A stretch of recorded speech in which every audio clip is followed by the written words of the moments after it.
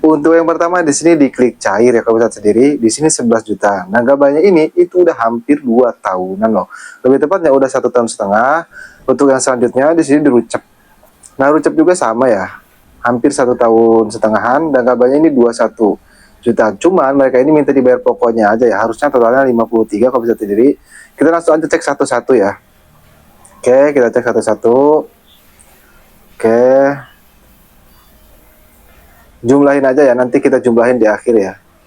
Nah, jadi itulah beberapa aplikasi pinjam online yang digalbay ya, dan totalnya ya bisa dibilang kecil enggak, besar enggak, sedang-sedang aja ya.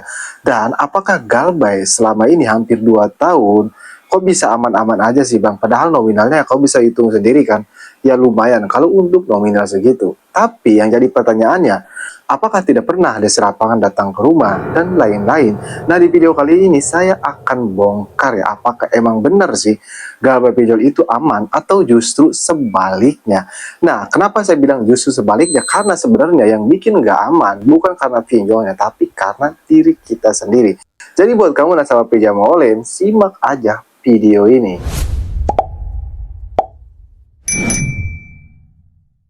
Cuman sebelum pembahasannya, buat kamu yang bergabung ke grup WA Kang Galbay, untuk linknya ada di deskripsi video ini, kamu bisa langsung klik saja.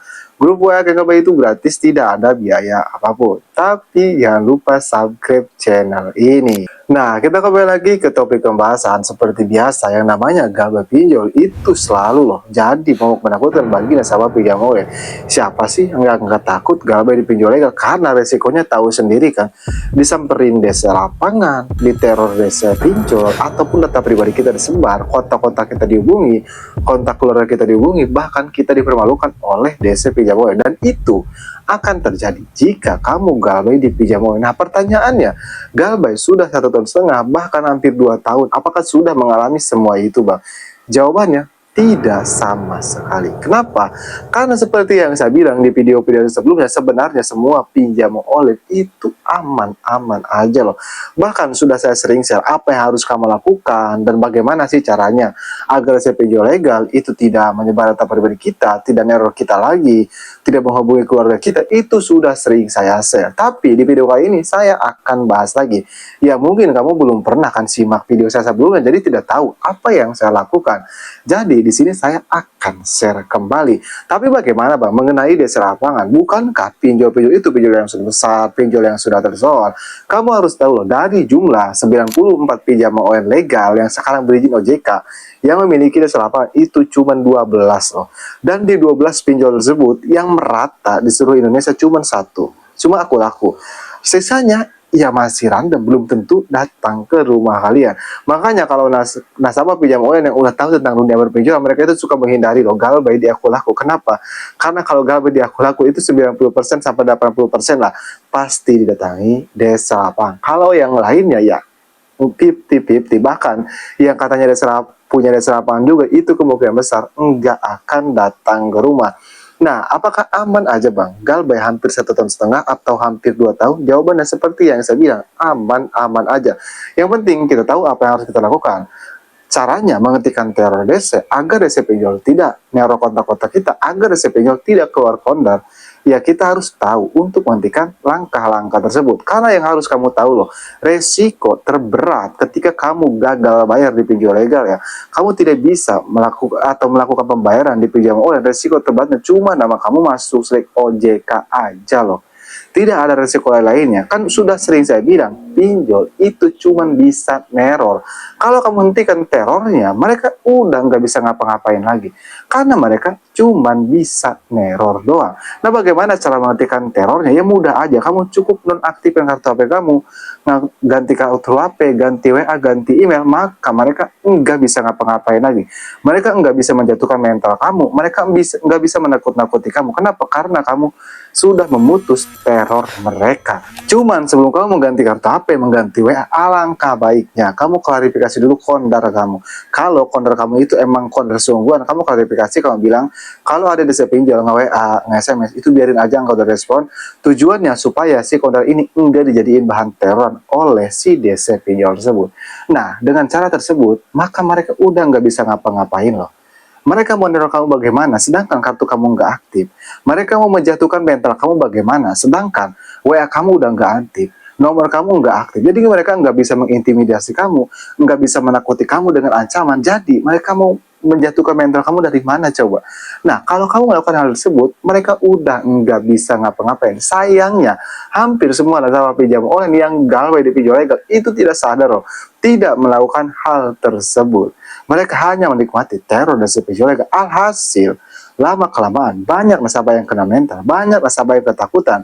Bahkan bisa dibilang 90% nasabah di luar sana yang kena mental, yang ketakutan gara-gara teror desa pinjol, gara-gara intimidasi teror desa pinjol. Karena yang mereka incar itu mental kamu. Jadi kamu lakukan hal tersebut. Itu juga yang saya lakukan. Makanya nggak ada tuh teroran masuk atau mereka setiap hari meneror karena saya sudah ganti sejak dulu. Tapi bagaimana bang? Saya takutnya kan mereka ini misalnya menyebar data pribadi saya, menghubungi kotak-kotak saya, menghubungi keluarga saya. Nah ini yang harus kamu lakukan. Sebenarnya mereka nggak akan berani menyebar data pribadi kamu. Mereka itu hanya berani seperti keluar kondar menghubungi kotak-kotak. Nah itu pasti berani mempermalukan kamu. Bilang ke kotak-kotak kalau kamu ini punya utang. Nah jadi apa yang harus kamu lakukan? Yang harus kamu lakukan sebenarnya simple loh.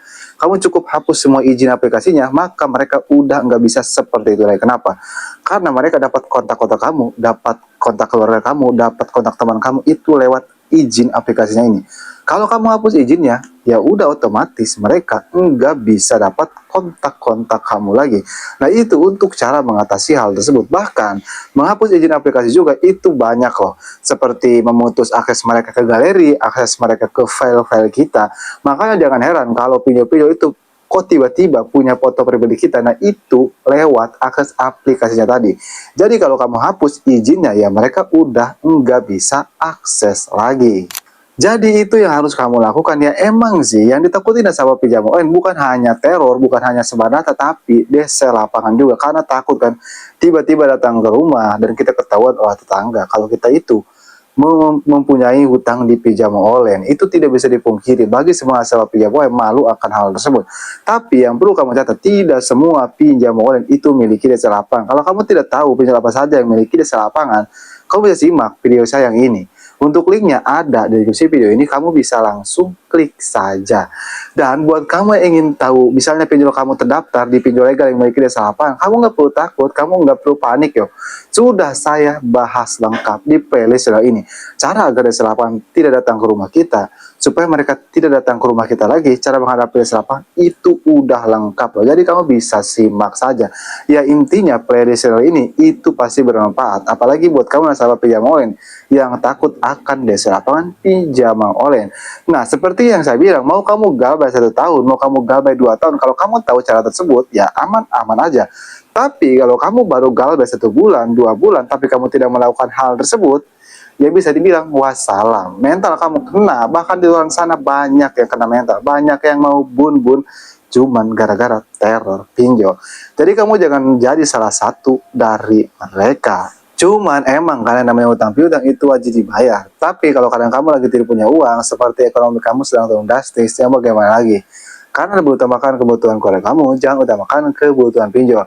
Mudah-mudahan video ini bermanfaat ya buat kamu nasabah pinjam online yang saat ini sedang galbay di pinjam online. Intinya kamu nggak perlu takut, kamu nggak perlu panik, kamu lakukan saja yang saya tadi bilang. Oke. Nah buat kamu yang ingin request tentang video selanjutnya, tulis aja di kolom komentar, insya Allah saya akan bahas. Oke, saya akan galbay. Sampai jumpa di video berikutnya.